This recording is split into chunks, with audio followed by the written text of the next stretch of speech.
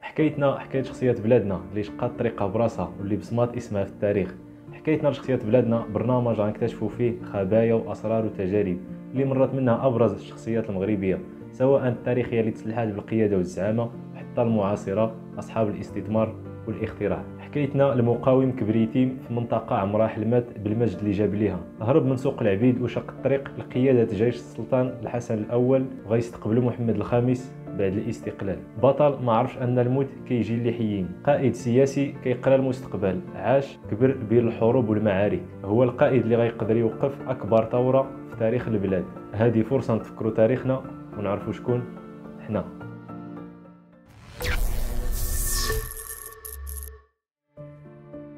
بعد المجاعة اللي دازت في سوس في 1881 ماتوا بزاف د الناس، خلاو يتامى كيتباعوا ويتشراو في سوق العبيد وكيخدموا في ديور القياد والاعيان في المنطقه. بين الخادم د القايد الدا حموان يتيم، هو الناجم من منطقه الاخصاص نواحي تيزني، في صغرو قرا في المسجد، من نهار ضربوا الفقيه هرب وبقى مخبي 3 ايام على عائلته حتى قرب يموت بالجوع. من ذاك النهار بعد على القرايه وبدا كيسرح الغنم حتى السرحه غيهرب منها. من نهار كلا ليه الديب 3 الريوس منهم. النجم غتبدل حياته من نهار ماتوا والديه وبقى يتيم، ولقى بيبان دار القايد دا حموان محلوله في وجهه نواحي مدينه قلميم، وغيكون من بين الخادم ديالو. واحد النهار غيعرض عليه واحد من العبيد يمشيو للسوق يشريو التمر ويجيبوه للقبيله يعاودوا فيه البيع. ملي مشى معاه قصد به دار شي ناس، تغداو عندهم وبقاو حتى طاح الظلام، وبالليل ركبوا النجم فوق العود وداوه لدار اخرى في المنطقه. النجم غيعرف بلي تباع 2 مرات في ليله واحده بسوق العبيد. في الصباح ملي فاق طلع لفوق الدار، نقز ناوي يهرب وغيلقى راسو وسط الجامع اللي لاصق مع الدار. غيشدوه ناس القبيله وقال لهم بلي هو من الخادم ديال القايد دا حموان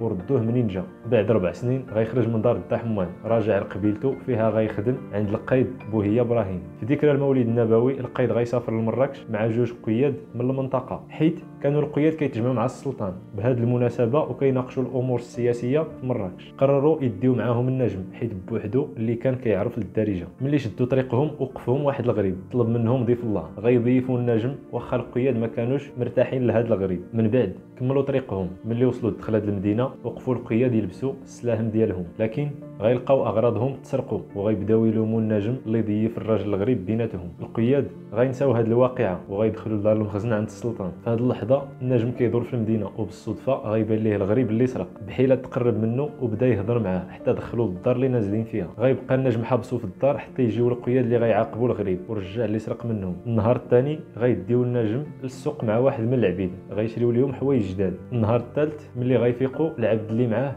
لبس حوايجو جداد، اما النجم ما كانش راضي حيت كان عارف بلي غيبيعوه في سوق العبيد، اللي خلاه يهرب ليهم في السوق. وبداو القياد كيقلبوا عليه، ملي ما لقاوهش كملوا طريقهم مع العبد الاخر. النجم بعد ما شافهم مشاو رجع للدار فرحان حيت قدر يفلت. ملي رجعوا القياد للدار العبد ما كاينش بيناتهم، هنا غيتاكد باللي باعوه. غيقول لهم النجم بلي توضر وسط السوق وهما خلاوه كاع ما قلبوا عليه، وغيسولهم على العبد اللي كان معاه. القياد غيديوه حتى يشوف بعينيه العبد وسط القصر كيلعب. هنا غيفهم باللي كانوا ناويين يهديوهم للسلطان بجوج. ملي سالات الزياره لمراكش ورجعوا لسوس القايد بوهيه غيكلف النجم يمشي مع واحد الغريب يجيب من عنده الملح. النجم غيشك مره اخرى وظن باللي باعوه لهذا السيد، وقبل ما يخرج معاه من الدار غيسمع القايد كيوصي الغريب وقال ليه رد ليه البال الله يهرب ليك. النجم قطع الشك باليقين وغتكون هذه هي المره الثالثه اللي غيهرب من العبوديه. بالجرة غيقصد دار واحد السيد، هذا الاخير ما غيحلش عليه الباب حيت خايف من القايد بوهيه، وبعد ما طلبوا غيخليه يبات جنب البغال وغيسلك النجم هذه الليله. في الصباح غيصيفطوا للقايد محمد بن الطاهر وغيكون من بين الرجال ديالو وغيقدر يسافر معاه في حركه للغرب مع السلطان الحسن الاول.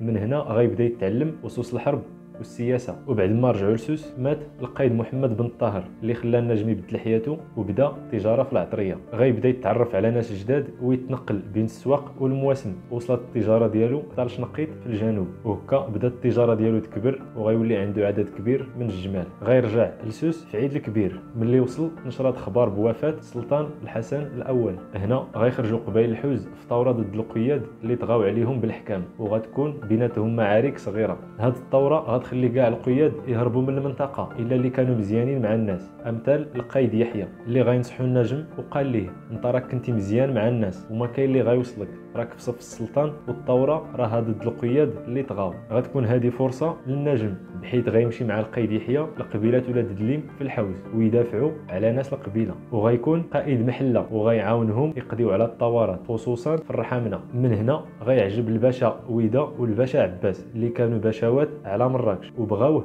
يكون من بين الرجال ديالهم، واتفقوا بلي واحد بحالو ما خصهمش يفرطوا فيه وعرضوا عليه يكون قايد. النجم غيفضل يكون قايد من الدرجه الثانيه وخلى واحد اخر بلاصتو يكون قايد. في واحد النهار غيجي امر من السلطان كيقول بلي كاع القياد من الدرجه الثانيه خصهم يتلاقاو معاه في منطقه الشاويه ويقضيو على الثورات. وبين كل المحلات اللي مشات مع السلطان غتكون المحله اللي مكلف بها النجم الاخصاصي بوحده لمن غيعطوا السلاح حيت كانوا تايقين فيه، اما المحلات الاخرى ما عطاوهمش حيت كانوا خايفين يهربوا به لقبايلهم. وملي سالت هذه الحركه غيرجع النجم الاخصاصي لسوس ومع المحله اللي عطاه السلطان، وفي طريقه دخل تالودانت بالمحله. هنا شي وحدين من رجالو غيسرقوا شي عودان وغيبيعوهم في السوق. في الحين باشا تالودانت حمو عيط على النجم الاخصاصي وسولو شكون سرق العودان. جاوبوا اللي سرق من رجال السلطان. قال ليه الباشا تحت يد من هاد الرجال؟ رد عليه تحت يد اللي حطو السلطان. واخا هكا الباشا شد اللي سرقوا. حتى لواحد النهار قبايل هواره وشتوكا اتفقوا ضد الباشا حمو وداروا بالمدينه ناويين يهجموا عليه ويطيحوه. الباشا غيستعن بالنجم الاخصاصي وغيقول ليه انت اللي قادر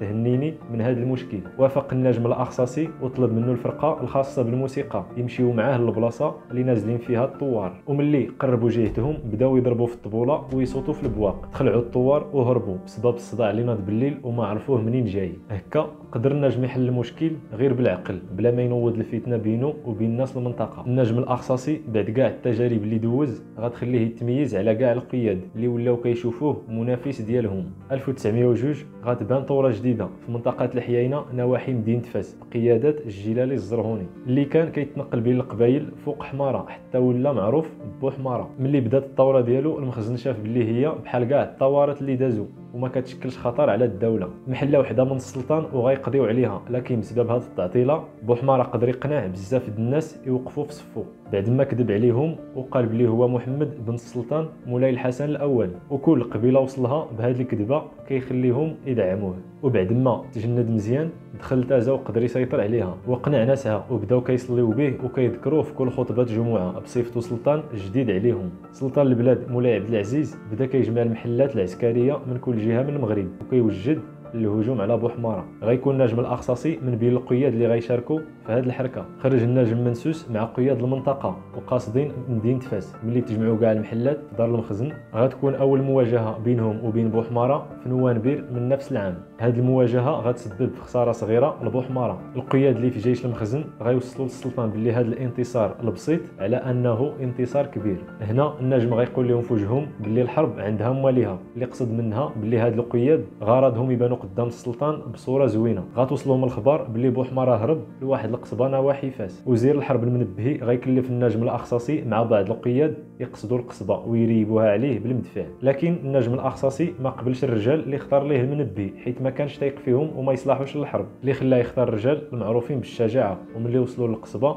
لقاوها خاويه وبوحماره اللي كانوا جاو على قبله كاين في تازا. غيرجع النجم الاخصصي واللي معاه لفاس. هنا غيقرر السلطان يمشي مع بعض القياد لمراكش بعد ما قال ليه عبد السلام الامراني باللي غيهنيه من بوحماره وباللي صداعو ساهل. طاق فيه السلطان وكلفو قايد على الجيش. عبد السلام الامراني غيتعمد يدير اجتماع قبل ما يهجم على بوحماره بلا اخبار النجم الاخصصي. الجيش المخزن غيخرج قصد بوحماره وملي وصلوا قدام واحد الواد قال لهم النجم الاخصصي ما خصناش نقطعوا بالجيش كله، لكن ما داروش بهضرته وعطى عبد السلام الامراني امر باش يقطعوا. النجم الاخصصي غيقطع بحالو بحال كاع القياد، لكن غيقول للرجال ديالو ما يقطعوش. وفي لحظه هجم عليهم بوحماره وما عرفوه منين خرج لهم اللي خلى القياد يهربوا من المواجهه. كيقول النجم الاخصصي كنت بعوم راجل واحد من رجال بوحماره ما غيوقفوا حتى الفاس بالخوف اللي شدهم. بعد هاد الخساره غادي يوصل القايد عيسى والقايد الوزاني والقايد عباس المنبهي كل واحد بالمحله ديالو. ملي شافهم النجم الاخصصي قال كثرت العسكر بلا معنى، وبداو القياد يوجدوا مره اخرى وخرجوا قاصدين بوحماره في تازا. ملي وصلوا ما جات المعركه فين تبدا حتى هربوا القياد وغبر ليهم الاثار وخلاو موراهم السلاح والماكله فوق ظهر 500 بغله كيف ما وصلتهم من دار المخزن. اما النجم اللي تجرح في هذه المواجهه بقى بالمحله ديالو حتى صباح الحال، وفي طريقهم راجعين للفاس غيبانوا ليهم الخيام. ملي قصدوا قصدوهم لقاوهم ديال التهامي القلاوي وخوه المدني اللي يلاه جاو بامر من السلطان. وفي الوقت اللي بداو كيهضروا مع النجم غيدخل واحد من الخادم ديال القلاوي وغيقول لهم خصنا نتحركوا من هنا، راه كلشي هرب الفاس. غيقول لهم النجم الاخصاصي ما تخافوا والو، بوحماره واللي معاه مشغولين هاد الايام كيجمعوا في داكشي اللي خلاو ليهم اللي هربوا. قال ليه القلاوي وشنو غنديروا دابا؟ جاوبوا النجم الاخصاصي صيفط لدار المخزن باش ما جاوبوك نديروه. وجاهم مرسول يرجعوا لفاس يوجدوا المعركه جديده بعد ما مشى لهم السلاح والمدافع. ومن فاس غيخرج الجيش قاصد بوحماره في منطقه 3 النخيله. ملي وصلوا هجموا على بوحماره اللي قدر يهرب وما كانش قاد يتحارب مع هذا الجيش الكبير، وقدروا يرجعوا السلاح والمدافع والبغال اللي مشاو ليهم في المواجهه اللي قبل، وقدروا يخرجوا بوحماره من منتزه.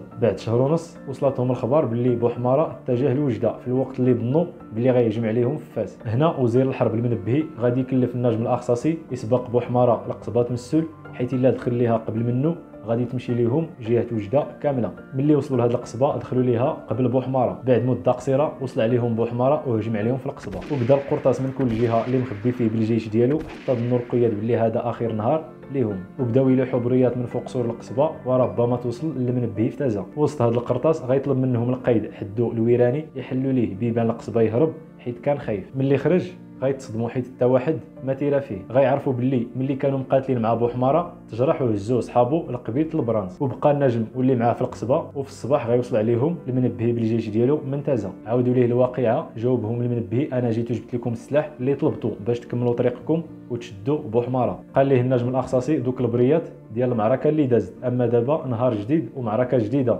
وخصنا نتبعوه ما حدو مجروح. اللي ما كانش في خبارهم ان بوحماره حاصرهم من كل جهه وقطع عليهم الطريق لفاس وتازه، وما غيبقى يوصلهم لا سلاح لا ماكله، وغيبقاو حاصلين مده طويله في الشرق. بسبب هذا الحصار اللي طبق عليهم بوحماره غتوصلهم بريه فيها بلي خصهم يدخلوا لوجده، وتما غادي يلقاو سفينه تجيبهم للرباط. ومشاو لوجده اللي دخل ليها بوحماره قبل منهم وقدروا يخرجوه منها وهرب للريف. في هذا الوقت بالضبط جاتهم خبر باللي المنبهي حيدوا السلطان من المنصب ديالو، وفهموا القياد باللي اي واحد فيه ريحه الغدر غيتبع المنبهي. هذا الخبر غتخلي التهامي القلاوي واخوه المدني يهربوا للجزائر، حيت المنبهي خالهم ولاو خايفين من الوزير الجديد اللي بغى يقضي على ريحه المنبهي في المخزن. غتبقى المحله اللي فيها النجم الاخصاصي هي بوحدها اللي بقات لبوحماره وين نجح الثوره. 1907 غتجيهم اخبار يخرجوا من وجده ويتبعوا بوحماره اللي دخل للريف، لكن في الوقت اللي خرجوا وفي طريقهم للريف دخلوا الفرنسيس من موراهم لوجده وغيستعمروها، وغتكون بدايه استعمار المغرب. هنا غيفهم النجم الاخصاصي علاش قالوا ليه يخرج من وجده وعلاش ما كانش الدعم كيوصلهم في الوقت، حيت كاينين قياد في المخزن اللي باغيين بوحماره يربح هذه المحله اللي بقات وتنجح الثوره ديالو. ملي دخلوا الفرنسيس المغرب غيتفرق على جوج سلاطين، واحد في صف الفرنسيس والثاني ضدهم، اللي غيخليهم يدخلوا في مواجهات بيناتهم على قبل الحكم. في الوقت اللي بوحماره باقي مستمر في الثوره وكيسيطر على القبائل وكيوقع اتفاقيات مع دول اوروبيه بصفته سلطان شرعي. النجم الاخصاصي حكايه قائد قدر يهرب من العبوديه ويكون من اهم شخصيات البلاد. في الحلقه الجايه نهايه ثوره بوحماره على يد النجم الاخصصي.